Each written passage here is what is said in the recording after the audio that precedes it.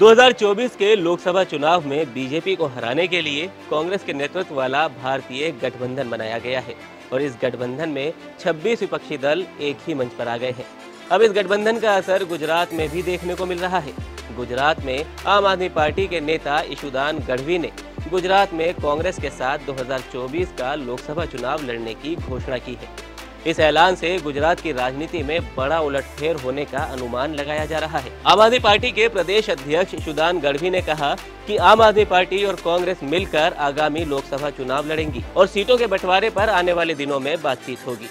ये कहा भी जा रहा है कि अगर 24 में अगर भाजपा आ गई तो 29 में चुनाव आएगा कि नहीं आएगा, ये भी एक सवाल सब खड़े कर रहे हैं, पता नहीं क्या होगा। लेकिन देश में महंगाई इतनी बढ़ गई है, बेरोजगारी इतनी बढ़ गई है, दंगे इतने बढ़ गए हैं, जिस तरह से सरकारी एजेंसियों का दुरुपयोग इतना बढ़ गया है, तो हमारे लिए अब सब भूलकर देश को और देश की जनता को बचाना, भारत को बचाना, इंडिया को बचाना, इंडिया के लोकतंत्र को बचाना बहुत जरूरी है और इसके लिए हमें सब एक होना बहुत जरूरी है। गौरतलब है कि गुजरात में पिछली विधानसभा में आम आदमी पार्टी को सिर्फ 5 सीटों से ही संतोष करना पड़ा था, लेकिन आम आदमी पार्टी ने गुजरात में कांग्रेस के लिए खतरे की घंटी जरूर बजा दी थी, क्योंकि कांग्रेस को सिर्फ 17 ही सीटें विधानसभा चुनाव में मिल पाई थी। उससे पहले यानी कि 2017 के गुजरात विधानसभा चुनाव में कांग्रेस को 77 सीटें मिली थी, यानी कि इस बार उसे 60 सीटों का नुकसान उठाना पड़ा है। जिसके बाद कांग्रेस के वरिष्ठ नेता जयराम रमेश ने गुजरात में कांग्रेस की हार के लिए 3 पार्टियों को जिम्मेदार ठहराया।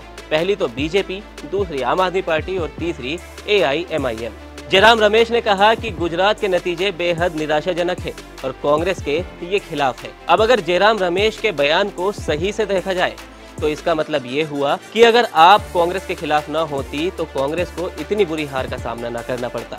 लेकिन अब आगामी लोकसभा चुनाव में दोनों ही पार्टियां साथ लड़ेंगी तो जाहिर है ये बीजेपी की टेंशन जरूर बढ़ाने वाली बात है, क्योंकि एक तरफ आम आदमी पार्टी राज्य में अपनी जगह बना रही है तो दूसरी तरफ कांग्रेस अपनी जमीन बचाए रखने की जुगत में लगी हुई है। पिछले विधानसभा चुनाव में आम आदमी पार्टी बीजेपी के लिए वरदान साबित हुई थी। अब ऐसे में सवाल है कि जब दोनों ही विपक्षी दल एकजुट हो गए हैं तो वोटिंग प्रतिशत में कितना असर पड़ेगा और ये सीटों में कितना कन्वर्ट हो पाएगा, ये तो वक्त ही बताएगा। लेकिन आपकी इस पर क्या राय है, आप हमें कमेंट सेक्शन में जरूर बताएं और इसी तरह की तमाम छोटी बड़ी अपडेट्स के लिए आप देखते रहिए ABP लाइव।